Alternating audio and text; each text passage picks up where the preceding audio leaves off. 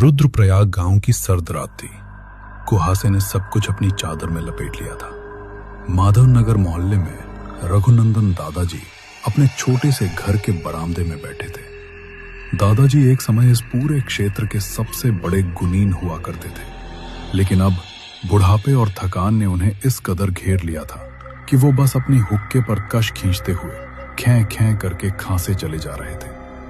माधव दादाजी का इकलौता सहारा था और आंगन में वो सूखी लकड़ियों में आग लगाने की कोशिश कर रहा था। दादाजी, यहाँ आइए, आग जल गई है, अब इसका ताप लीजिए। इस कड़कड़ाती ठंड में अगर आग का ताप ले लेंगे ना, तो शरीर की सारी जकड़न और ये बुखार जैसा एहसास छूमंतर हो जाएगा। आइए ना दादा। अरे रहने दे रे माधव, तेरी इस आग में क्या रखा है? मैं तो अपनी ठंड भगाने की दवा पी रहा हूं, दिखता नहीं है तुझे? दादा, उस तंबाकू को पीने से तो लाखों गुना बेहतर है कि आप ये आग का ताप लें। कौन समझाएगा आपको, बताइए?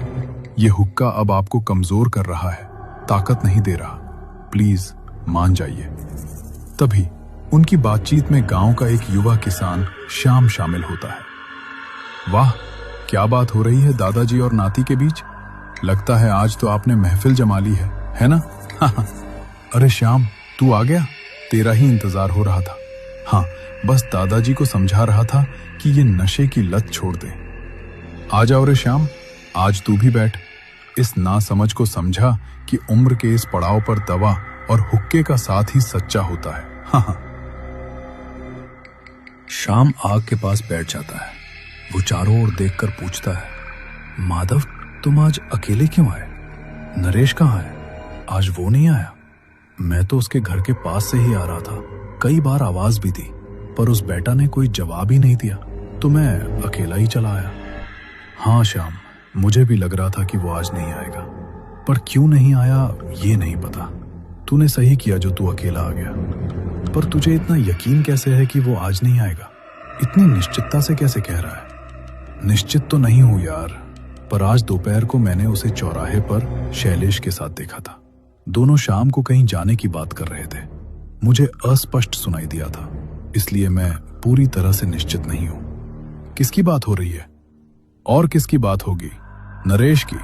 लड़का बुरी संगत में पड़ गया है लगता है। जब से उस शैलेश से मिला है, बदला बदला सा रहता है। ओहो, अब क्या होगा दादाजी?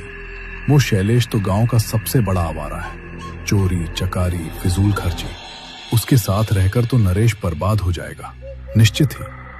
हाँ श्याम, मुझे भी यही चिंता सता रही है। बेचारा अनाथ लड़का, बचपन में ही माँ बाप चल बसे। उसे तो हमें संभालना चाहिए था, पर अब वो उच्छृंखल राह पर चल पड़ा है। बेटा शैलेश जैसा टूट बास्तु लड़का, जिसका खुद का कोई ठिकाना नहीं, वो किसी को अच्छी राह पर नहीं ले जा सकता। कल तुम दोनों अगर नरेश से मिलो तो उसे कहना कि मुझसे आकर एक बार जरूर मिले। मेरा बुलावा है। कह तो दूंगा दादाजी, पर मुझे नहीं लगता कि कोई फायदा होगा। आज जब मैं उसके घर के पास से आ रहा था तो उसने मुझे जानबूझकर अनदेखा किया, आंखें चुराकर निकल गया। क्या पता उस शैलेश ने उसके दिमाग में क्या भर दिया है। अरे छोड़ो यार, जो जैसा कर रहा है उसे करने दो। हम कब तक सबका ठेका लेते रहेंगे? छोड़ो, ये सब देखकर क्या होगा। ये कहकर भी माधव शांत नहीं होता। दादाजी सिर्फ एक टक हुक्का खींचते हैं और बीच बीच में कुछ सोचकर हवा में देखते रहते हैं। उनके माथे पर अदृश्य चिंता की लकीरें गहरी हो रही थी। अगले दिन कुहासा छट चुका था। माधव अपने कंधे पर कुदाल रखकर खेत की तरफ निकल पड़ा। काफी देर तक खेत में मेहनत करने के बाद माधव थक गया। बहुत मिट्टी खोद ली है, थोड़ी देर और कुदाल चलाकर घर चलता हूं। बहुत जोरों की भूख लग रही है, खाना भी साथ नहीं लाया। उफ। तभी शाम खेत की मेड़ पर आता है। ओह, क्या माधव, तू अभी भी काम कर रहा है? मैं तो सोचा तू कब का घर चला गया होगा। अरे थोड़ी सी मिट्टी और बच गई है, वो करके जाता हूं। तुम इतनी देर से क्यों आए? क्या बात है? क्या बताऊं यार, मैं तो कोहरा छटते ही निकल गया था, पर रास्ते में चौराहे पर नरेश और शैलेश से मुलाकात हो गई, समझा? उन्हीं के चक्कर में देर हो गई। क्या कह रहा है? ये तो बड़ा अजीब है। क्या हुआ वहां? अरे मैंने देखा, वो शैलेश काले रंग का लंबा वस्त्र पहने हुए अजीब तरह से बैठा हुआ था और नरेश बिल्कुल उसके चेले की तरह उसके बगल में शांत खड़ा था। उन्हीं का माजरा समझने में देर लग गई। क्या कह रहा है? मुझे तो रास्ते में वे कहीं नहीं दिखे। क्या तुमने उस रास्ते से नहीं आया? नहीं यार, मैं तो उस उल्टे रास्ते से आया जो बड़े बरगद के पेड़ के नीचे से जाता है। घर लौटते समय चौराहे से ही जाना। अगर वे वहीं हैं तो पागलों की करतूत देख कर आना। कोई बुरी आत्मा बैठी है उनके सिर पर। ठीक है रे, मुझे बहुत काम है खेत में, मैं चलता हूं। ठीक है, तुम जाओ। माधव कुछ देर और काम करता है, फिर गुस्से और उत्सुकता के साथ घर की ओर निकलता है। उसने फैसला किया कि वो चौराहे से ही जाएगा। माधव जब चौराहे पर पहुंचा तो दृश्य देखकर स्तब्ध रह गया। शैलेश काले वस्त्र में सनकी लग रहा था और नरेश ठीक उसके पास बिना किसी भाव के एक देह रक्षक की तरह खड़ा था। ए नरेश, यहां क्या कर रहा है तू? तेरा खेत का काम बाकी पड़ा है और तू यहां खड़ा होकर इस शैलेश आवारा के साथ आवारागर्दी कर रहा है। माधव की बात सुनते ही शैलेश की आंखें क्रोध से जल उठी, पर वो चुप रहा। नरेश भी अडिग खड़ा रहा। क्या हुआ रे? चुप क्यों हो गया? क्या गूंगा हो गया? मैंने जो कहा सुना नहीं तूने? तेरी दिक्कत क्या है बता तो सही। उसका खेत, उसका काम, जब मन करेगा तब करेगा। तू कहने वाला कौन होता है? तुझे किसने इतना चौधरीपन करने को कहा? देख शैलेश, तेरे साथ मैं कोई बात नहीं करना चाहता। मैं अपने दोस्त नरेश से बात कर रहा हूं। अगर तूने बीच में नाक घुसाई तो मैं तेरी नाक फाड़ दूंगा साले। चोर चोरटा बेघर। मैं अच्छी तरह समझ रहा हूं कि तू नरेश को बहला फुसलाकर किसी गलत काम की तरफ ले जाने की साजिश कर रहा है, और ये मैं हरगिज नहीं होने दूंगा। खबरदार, चुप कर। बहुत देर से बकवास कर रहा है। घर जा, ज्यादा दिमाग गर्म मत कर। ये कौन है?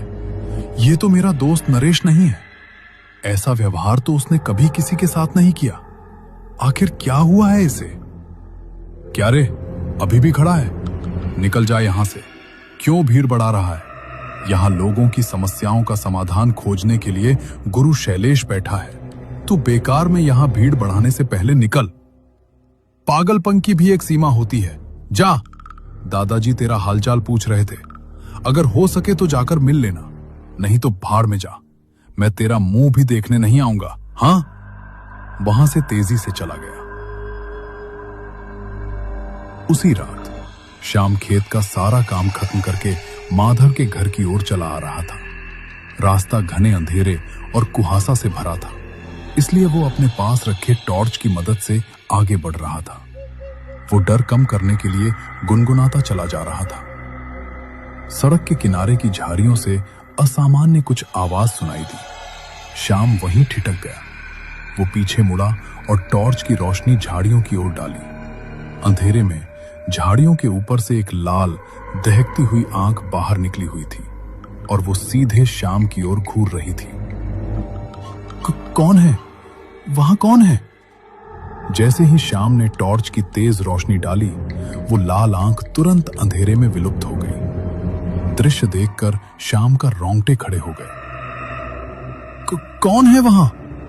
और तभी अचानक झाड़ियों के बीच से मुंह पर कपड़ा बांधा एक आकृति लाठी लेकर श्याम पर झपट पड़ी। उसी रात माधव के घर पर काफी देर हो चुकी थी। माधव खाना बना रहा था और दादाजी रोज की तरह हुक्का खींच रहे थे। माधव दादाजी के पास आकर बैठ जाता है। खेत का काम कितना हुआ रे नाती?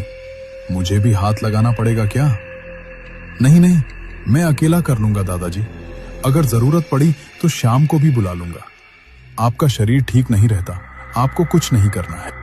हाँ श्याम, वो अब तक क्यों नहीं आया? क्या हुआ होगा उसे? देख, नरेश का तो आज भी कोई पता नहीं है। क्या हो रहा है गांव में पता नहीं।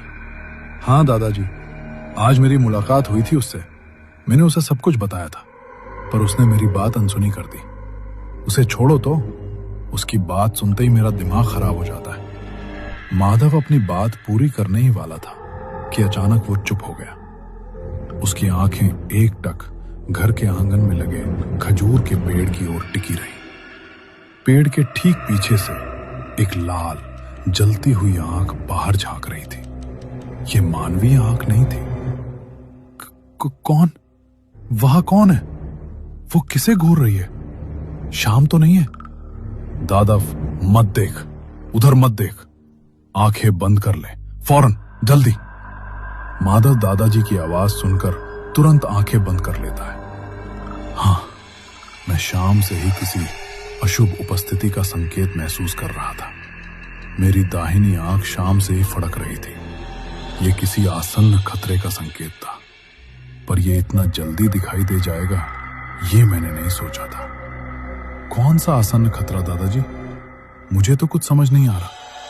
और वो जलती हुई आंख किसकी थी?